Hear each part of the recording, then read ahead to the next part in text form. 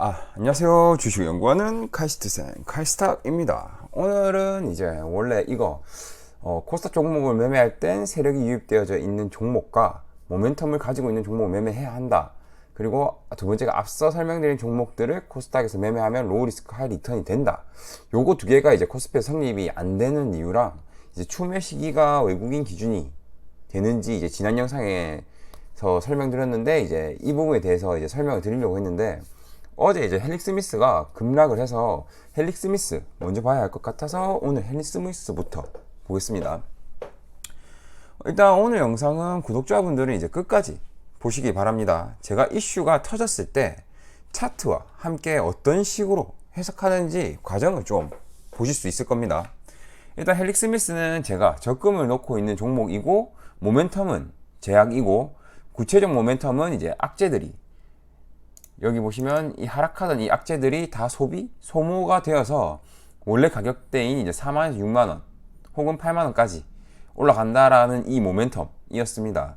일단 어제 급락한 이유부터 살펴보고 큰 리스크인지 아니면 그냥 둬도 괜찮은지 살펴보겠습니다. 결론부터 말씀드리면 그냥 둬도 괜찮고 계속 적금을 넣을 생각입니다.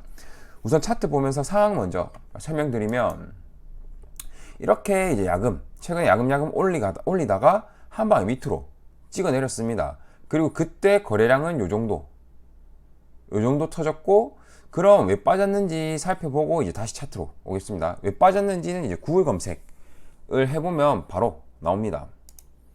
보시면은 이제 헬릭 스미스 3상 중간 결과 발표 유보에 급락을 했네요. 좀 더 구체적으로 보면 엔제시스 3상 중간 결과 발표 예정이었는데 28일날 독립 데이터 모니터링 위원회로부터 추가 자료를 요청받아서 그 중간 결과가 7월 중으로 이제 밀리게 되었습니다. 그리고 이제 이 내용을 기반으로 여기서 체크해야 하는 게 있습니다. 임상 3상 문제가 있다, 또 실패한다, 이게 아니고 그냥 추가 자료 요청입니다. 이걸 꼭 체크를 해 놓으셔야 합니다. 왜냐? 추가 자료가 어떤 건지 알 수가 없기 때문입니다. 절차상 문제인지 진짜 문제가 있어서 요청하는 건지. 자, 그럼 앞서서 말씀드린 부분이 어떤 의미를 가지는지 차트랑 함께 봐볼게요. 일단 주가가 슬금슬금 올리고 연기된다는 발표 후에 급락을 했습니다. 그리고 거래량은 이 정도입니다. 자, 이제 가정을 해봅시다. 첫 번째 가정이 6월 28일에 임상 3상 발표를 한다고 가정을 하고 순조롭게 진행이 되는다고 발표가 내용이 순조롭게 진행이 된다고 했을 때 경우, 두 번째는 6월 28일 날에 임상 3상 발표가 됐는데 문제가 아주 많다라고 발표를 했을 경우, 세 번째 6월 28일에 임상 3상 발표가 연기가 된다라고 했을 때 경우, 이 세 가지 경우 나눠서 한번 생각해 봅시다.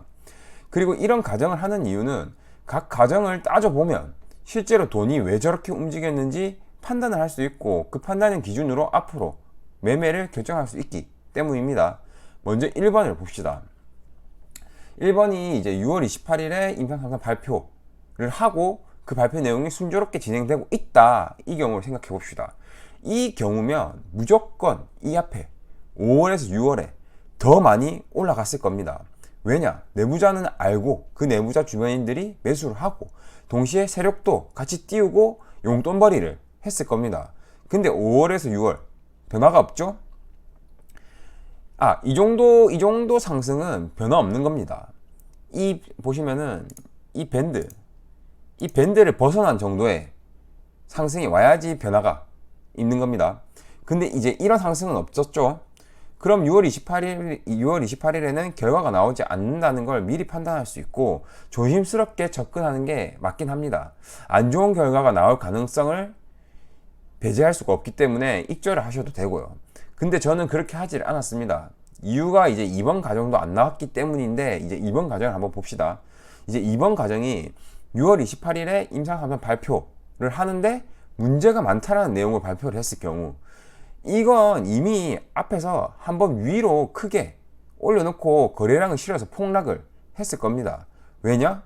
문제가 많으면 당연히 큰 폭으로 떨어질 것이기 때문에 기존에 매집하고 있던 세력이 손실을 최소화하기 위해서 이유 없이 급등 후에 거래량을 실어서 매도를 치게 되어 있습니다. 이거는 상식선입니다. 그러니 6월 전에 이 밴드를 넘어서 움직임이 있고 큰 폭으로 거래량을 실어서 빠진 차트가 그려졌을 겁니다. 근데 이것도 아니죠. 그러니 문제가 많고 실패라는 코멘트는 나오지 않을 거라는 걸 알고 있기 때문에 저는 매도를 하지 않았던 거고요. 자, 이제 3번을 봅시다. 3번 가정이 6월 28일에 임상 3상 발표 연기라는 가정인데, 이거는 어떻게 보면 악재죠. 순조롭게 진행됐으면 중간 발표가 연기가 되지 않았을 겁니다. 그럼 하락을 하겠죠, 악재니까. 근데 여기서 체크해야 할 부분이 문제가 있어서 연기인지 아니면 절차에 의한 연기인지를 확인해야 하는 겁니다. 근데 저희가 보는 기사나 언론을 통해서 아는 사실들은 진실이 아니기 때문에 이제 돈의 움직임을 보셔야 하는 겁니다. 다시 말해 차트의 움직임이랑 거래량을 봐야 한다는 거죠. 자, 그럼 이제 차트를 또 봐봅시다. 일단 거래량이 너무 작습니다. 이 긴 음봉에 비해서. 그쵸? 만약에 옆에 이 정도 거래량이 터졌다?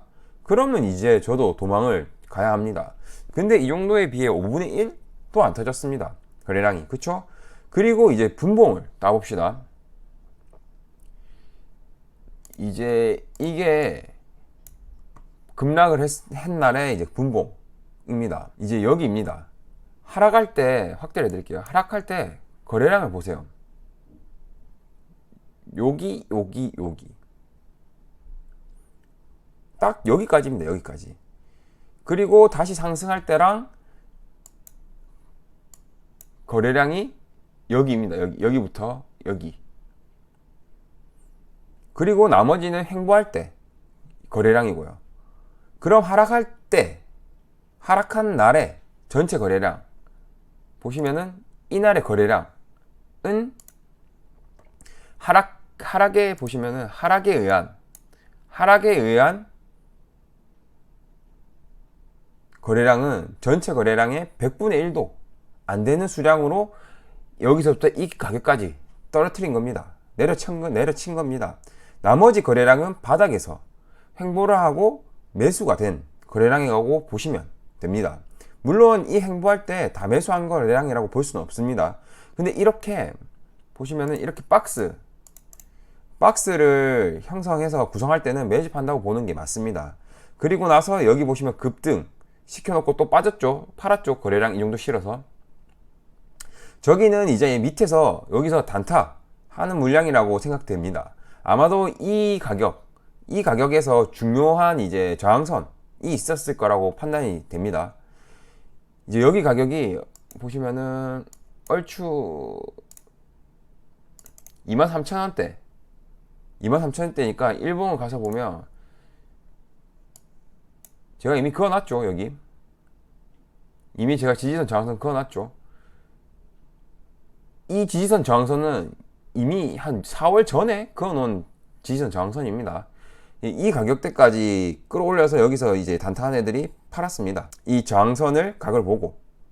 그래서 분봉에서 보시면 이 저항선을 터치를 했을 때 매도가 나왔을 겁니다. 단타 친 애들이. 그럼 급락한 날에는 이제 가격은 하락은 했지만 실질적으로 매도한 물량보다 매수한 물량이 많다가 되는 겁니다. 그럼 다시 3번 가정. 6월 28일에 임상 3상 발표 연기. 이거 악재라고 했죠. 그럼 급락한 날 차트를 분석해 보니까 세력들은 저 악재를 어떻게 이용했나요? 네, 악재를 이용해서 작은 물량으로 하락시켜서 물량을 싼 가격에 더 모으는데 이용을 했다. 이렇게 정리가 되겠네요. 어렵지 않죠? 자, 그럼 이슈랑 차트를 분석을 통해서 파악이 끝났고 앞으로 제가 어떻게 대응할지 말씀드릴게요. 우선 세력은 악재를 이용해서 매집을 했다. 이게 파악한 내용이고 이제 경험이 들어갑니다. 경험이. 이런 보시면 일봉을 보시면 이런 급락한 경우에는 보통 다시 급등하는 경우가 20% 정도이고 한번 밑으로 좀 더 뺐다가 한번 밑으로 더 빼려고 하는 이제 더 내려가거나 이제 횡보를 시킨 경우가 80%입니다. 그래서 저는 좀 더 시간 텀을 두고 아직 매수하지 않은 적금 금액을 이제 시간 텀을 두고 들어갈 생각입니다. 여기까지 이제 제가 급락한 날 이슈랑 차트 분석으로 결론까지 도출한 내용입니다. 오늘 내용은 이제 전적으로 주관적인 내용이니까 고려를 해보시고 참고하시길 바랍니다. 그리고 제가 이제 추가적으로 또 말씀드릴 부분이 바이오랑 제약 테마주는 이 정도는 그냥 기본적으로 왔다 갔다 하는 거니까 감내를 해야 합니다. 이걸 투자하려면. 그래서 이 정도에 벌벌 하시는 분들은 안정적인 삼성전자나 네이버, 지금은 아니네요. 여튼 우량주를 이제 투자하시길 바랍니다. 네, 일단은 이제 요 정도. 저는 여기 밑에서 좀 더 매수를 할 생각이다 라는 결론을 말씀드리면서 이제 말씀드리면 될 것 같네요. 네, 오늘은 이제 여기까지 컷하고 이제 다음 영상에서는 이제 앞서 설명드렸던 원래 설명드려야 할 두 가지에 대해서 설명드릴게요. 이제 오늘은 이제 도움되셨다면 이제 구독, 좋아요 감사합니다.